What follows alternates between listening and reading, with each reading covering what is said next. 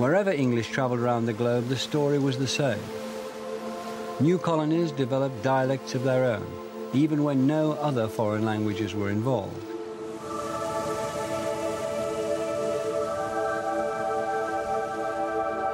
In January 1788, a fleet of 11 ships, commanded by Captain Arthur Phillip, sailed gingerly between these headlands, after 8 months at sea, to make landfall in the country which would become Australia.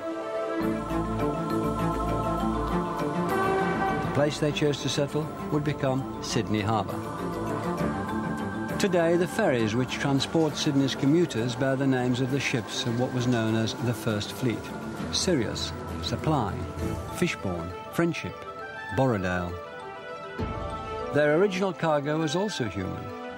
Over 700 seasick, half-starved souls, feared, despised and rejected by their British homeland, the ancestors of some of these commuters, the first convicts. Let us drink a good health to our schemers above, who at length have contrived from this land to remove thieves. Over the next 80 years, over 150,000 convicts were transported to Australia.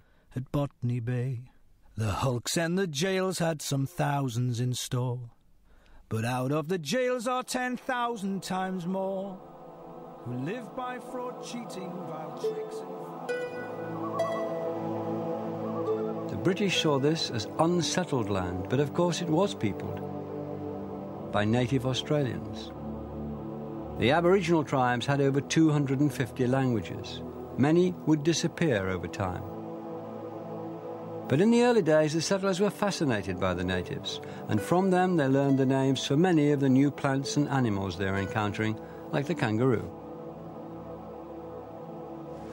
English picked up more words from the native languages around Sydney Harbour: boomerang, dingo, koala, wallaby, wallaroo and wombat.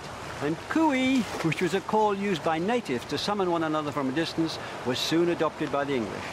And there's also a type of owl called the boobuk, a tree called the warata, which has become the emblem of New South Wales, warrigal, which is another name for the dingo, and woomera, a throwing stick. As settlement spread, English picked up words from other native languages: billabong, a cut-off pool in the branch of a river; budgerigar, yabby, which is a crustacean; barramundi, a giant perch; and from Western Australia, kylie, another word for boomerang.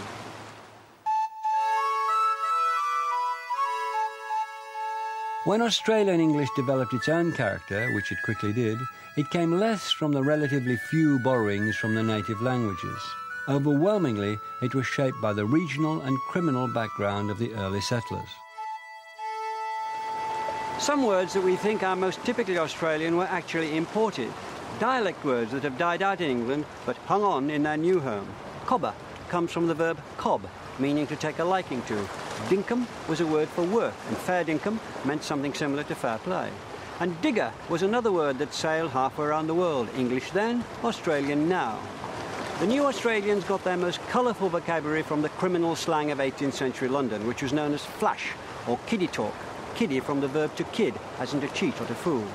Some of the words they used are familiar to us now. Chum, meaning a fellow prisoner. Swag was a bundle of loot. Job for robbery, Judy for woman, mug for face, pigs for police, beak for magistrate, lark for prank, split for betray by informing, put up job, and stow it, meaning keeping quiet, are all found in Australia and in the criminal language of Dickens' Oliver Twist. It didn't take long for tension to develop between the prisoners and their descendants and the other British immigrants who'd come to make a new life in Australia and were forming the colonial establishment. People like the MacArthurs, who settled here at Elizabeth Farm near Sydney and invented the Australian sheep industry. These British incomers were known as sterling, and they spoke the language of the home country. The people born in Australia were known as currency and spoke the local dialect. At Elizabeth Farm, male convicts were assigned to labour in the surrounding fields, females to work as servants in the house and kitchens. Social divisions continued, defined by language.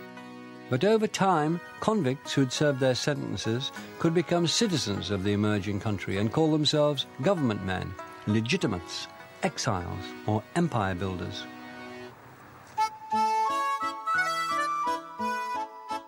By the 1880s, immigrants were outnumbered by native-born Australians, and Australian English was in rude good health. The weekly bulletin started appearing in Sydney.